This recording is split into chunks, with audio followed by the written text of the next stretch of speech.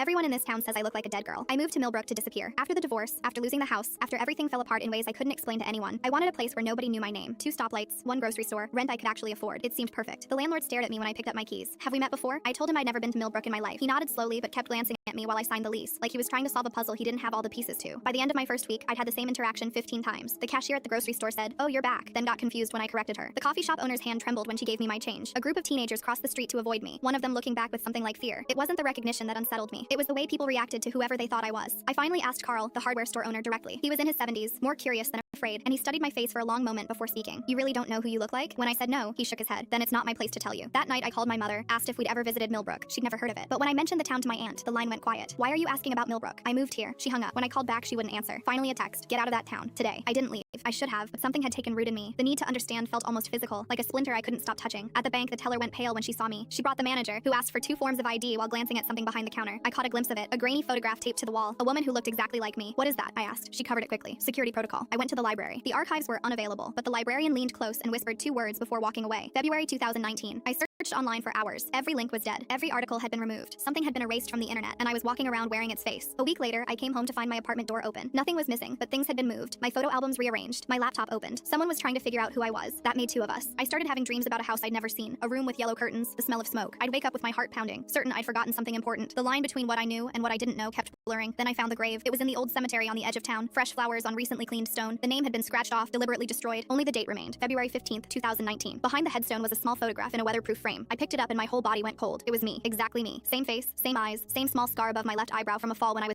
7. But I was wearing clothes I'd never owned, standing in front of a house I'd never seen. I heard footsteps behind me. Half the town stood at the cemetery entrance. Carl stepped forward, his face unreadable. "We always knew you'd come back," he said. "That's not me." I held up the photograph, but my voice shook. "I've never been here before." "Her name was Eleanor Price," Carl said quietly. "She lived here for 3 years, kept to herself, seemed nice enough. Then one night in February, she set fire to the community center during the winter fundraiser. 14 people died. She disappeared before anyone could stop her. I couldn't breathe. I'm not her. I'm not Eleanor. We know." It was the librarian who spoke, stepping forward. "We've been watching you for weeks, checking your records, your history. You're not her. You just look exactly like her." "Then why?" "Because we needed to be sure." Carl's voice was tired, not threatening. "And because some people in this town will never believe it. They'll always see her face when they look at you." The crowd began to disperse one by one, until only Carl remained. "You should leave," he said. "Not because we'll hurt you, but because this town will never let you be anyone but her ghost. You'll spend the rest of your life being someone else's nightmare." I left Millbrook the next morning. I didn't look back, but sometimes I still dream about that house with the yellow curtains. Sometimes I wake up and don't recognize my own reflection for just a moment. And sometimes I wonder if identity is something we're born with, or something that gets assigned to us by the people who need us to be a certain thing. I wonder if Eleanor Price, whoever she really was, ever felt the same way. I wonder if that's why she burned it all down. Full story linked below.